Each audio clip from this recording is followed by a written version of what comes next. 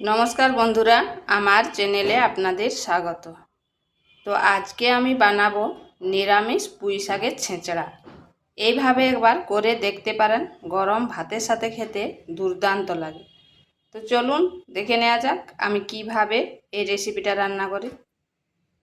এখানে নিয়েছি কুমড়ো, আলুগুলোকে এরকম ডুমো ডুমো করে কেটে নিয়েছি, আর সামান্য পুঁই ডাঁটা, আর এখানে নিয়েছি পুঁই শাকটাকে এরকম বড় বড় করে কেটে নিয়েছি।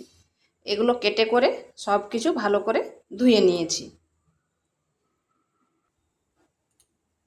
কড়াই বসিয়েছি, দিয়ে দিচ্ছি তেল। আমি সরষের তেলে রান্নাটা করব। দিচ্ছি 5 ফোড়ন, একটা তেজপাতা আর একটা শুকনো লঙ্কা।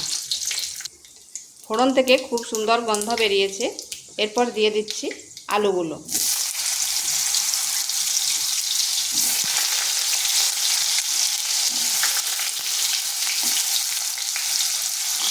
প্রথমে আলুগুলোকে একটু ভেজে নেব।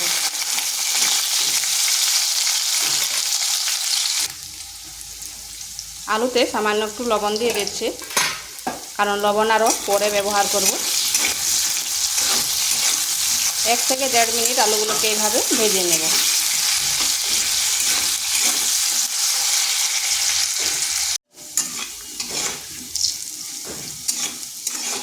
আলুগুলোকে ঠিক এরকমভাবে হালকা একটু ভেজে নিয়েছি। এরপর দিয়ে দিচ্ছি কেটে রাখা কুমড়োগুলো।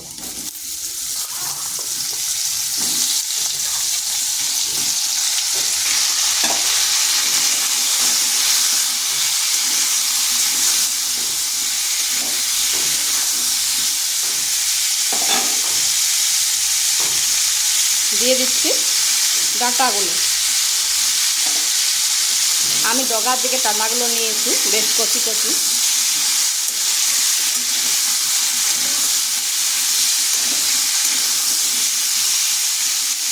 এগুলোকে 1 মিনিট মতো ঢাকা দিয়ে রেখে দিচ্ছি।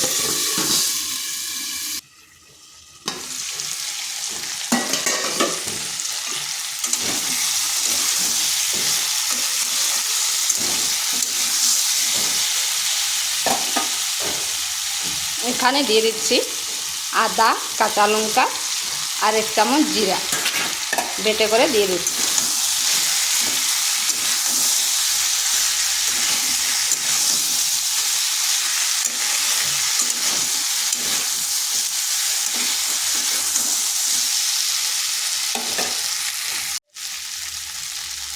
দিয়ে দিচ্ছি হলুদ গুঁড়ো আর সামান্য লঙ্কার গুঁড়ো। ঝালটা অবশ্যই আন্দাজ করে দিবেন, কারণ এখানে কাঁচা লঙ্কা ব্যবহার করেছি। এবার এই মশলার সাথে বেশ কিছুক্ষণ এইভাবে কষে নিতে হবে।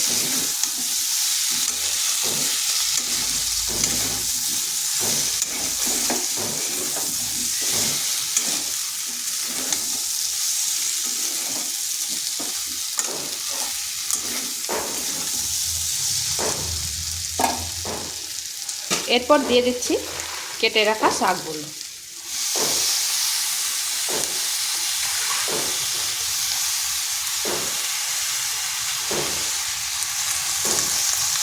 দিয়ে দিচ্ছি পরিমাণ মতো লবণ।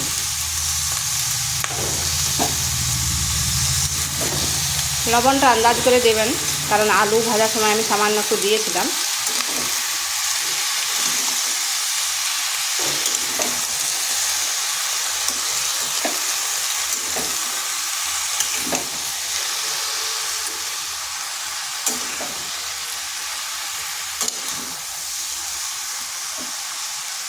এটাকে ঢাকা দিয়ে আবারও 1 থেকে 1.5 মিনিট রেখে দিচ্ছি, মানে শাক থেকে প্রচুর জল বেরোবে।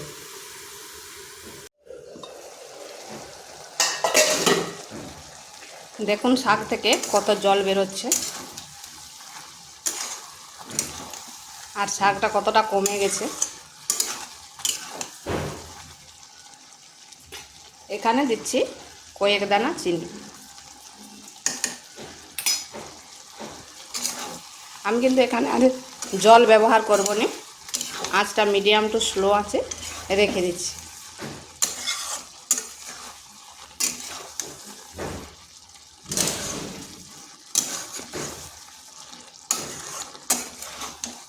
এটাকে আবারও ঢাকা দিয়ে মিনিট 2 রেখে দিচ্ছি।